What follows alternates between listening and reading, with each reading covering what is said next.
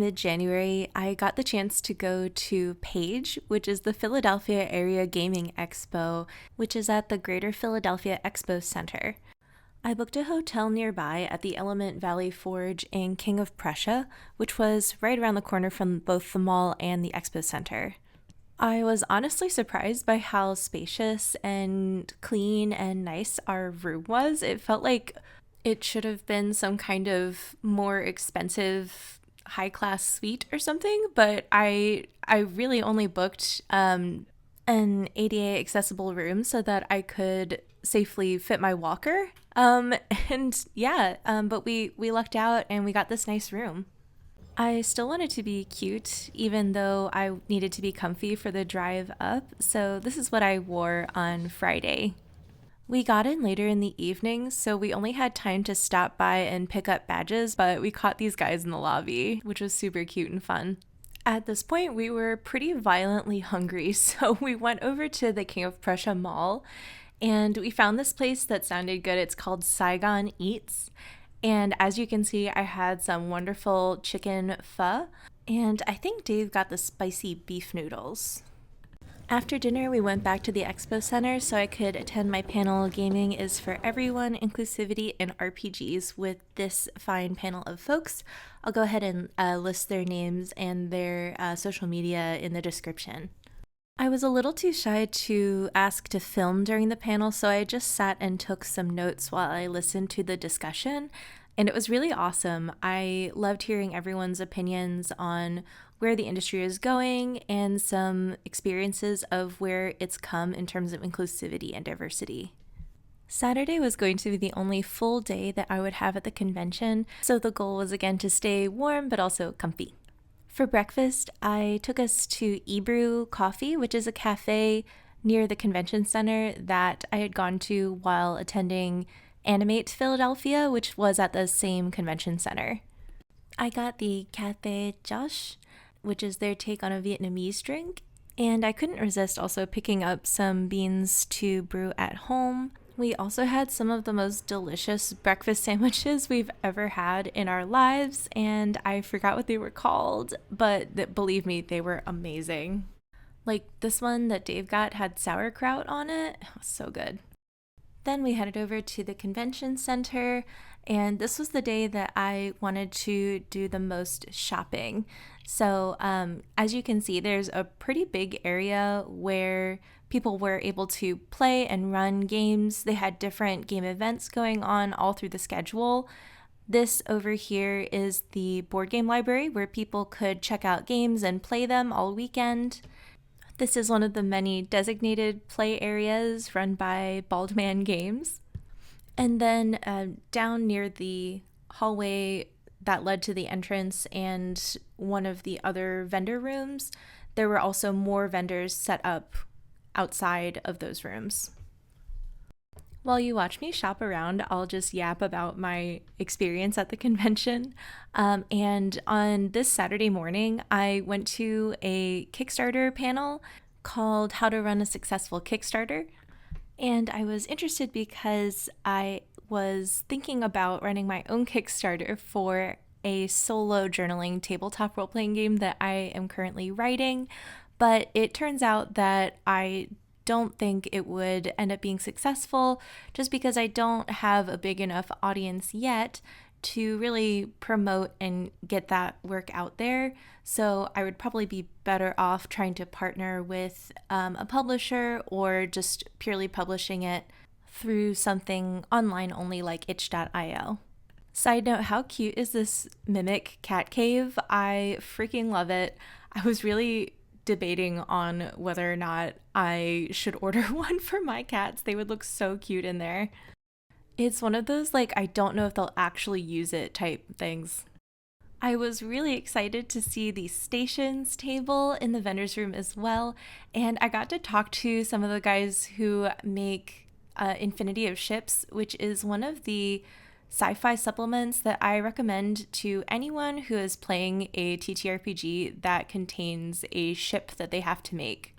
This system agnostic supplement makes it super easy to generate a really cool starship for any sci-fi star exploring game. They also have it in a card format called Instant Starships, and I love a card supplement just to get you going in the game, and you don't have to sit there, flipping through a book if you don't want to. And as you can see, the art for the book and the cards is super cool and sleek, and it fits the theme really well. They also had copies of I Don't Belong Here, illustrated by Strega Wolf Eden. What a cool name. And this is another system agnostic supplement. I believe they have some scenarios and themes in here geared towards liminal horror RPG, but you can use them with any horror RPG. It's a horror themed bestiary and spark tables. Getting to talk to these creators and artists is super cool. I really love that about conventions in general. There was also this huge Monty Cook games booth, and I thought that was really fun.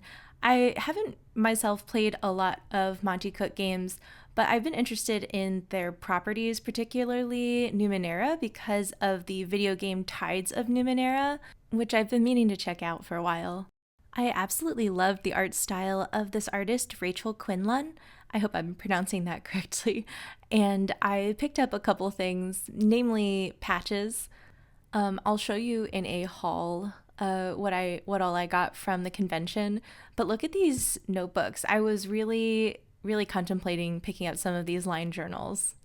I had actually managed to pop over to the Plus One EXP booth on Friday for a brief amount of time because I really wanted to pick up a copy of Mythic Bastionland and What a Horrible Night, the adventure for it. So I did do that, and I thoroughly shopped all of their offerings. I loved being able to shop Plus One EXP in person. Of course, I had to get a shot of the cheesesteak mascot, Phil E. Cheesesteak, the mimic mascot for the convention.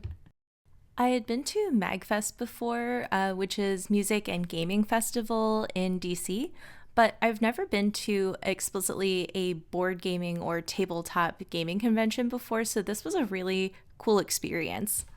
I got to shop the tables of some big well-known brands like Hit Point Press and things like that, but I also got to meet and see some indie creators that I hadn't previously heard of somehow. So that was really cool, seeing what all was out there and who was there, and just talking to the people and seeing what they had. Such as this creator, Sleeping Giant Games. I had not explicitly been looking for a mapping system since most of the campaign that I DM is Theater of the Mind, but I had recently run into some instances lately where a map would have been really useful. So when I ran across this magnetic map making system, I absolutely had to have it. It's so cool. I love the art. It's really convenient. It rolls up in this like leather look roll case, and the magnets are stored in separate little velvet bags, and it's just so much fun to use, and I'm really excited to deploy it in our next session. They also had their campaign books, Hamill's House of Oddities and Shadow's Reach, for sale, which looked really cool, and overall the art prints and all of the components and designs looked so spectacular. I just couldn't stop looking at it. It's so beautiful. I am a board game player, although not quite as often as I once was years ago. I've played a fair amount of games ranging from Euro games to 4X games to casual party games, and I tend to fall somewhere in the middle. I like either story games, or I enjoy like 2.5-ish hour games, like with some strategy. I really like engine building, like things like Splendor, or I really enjoyed Terraforming Mars, but I just played it too many times and now I'm all burned out on it. But I do enjoy a board game from time to time, so it was really fun to browse some of the board game titles from stores that weren't necessarily geographically closer to me.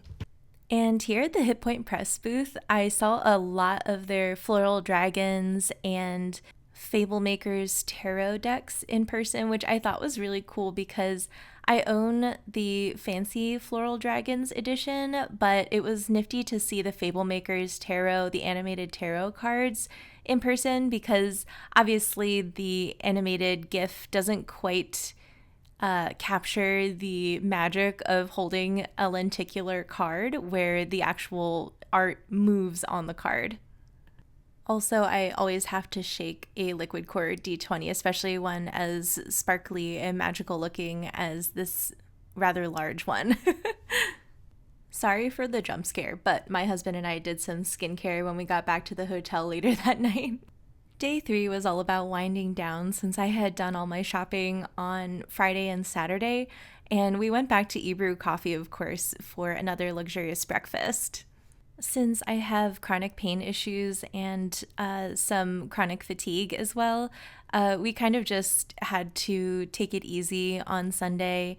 We did some journaling games Saturday evening, and then we decided not to really go back to the convention for very long and just eat breakfast and then stop by, say bye to friends, and then grab some dinner. So we decided to go to Nanxing. I don't know how to pronounce that correctly. Soup dumplings. And I had been there before, again, when I went to Animate Philadelphia to vend. And I absolutely love their scallion pancakes. This is their scallion oil noodles. And of course, we had to get some soup dumplings. I always just get the Nanxing soup dumplings because they are pork-based and they are absolutely delicious. Thank you so much to you guys for tagging along with us to Page Philadelphia Area Gaming Expo.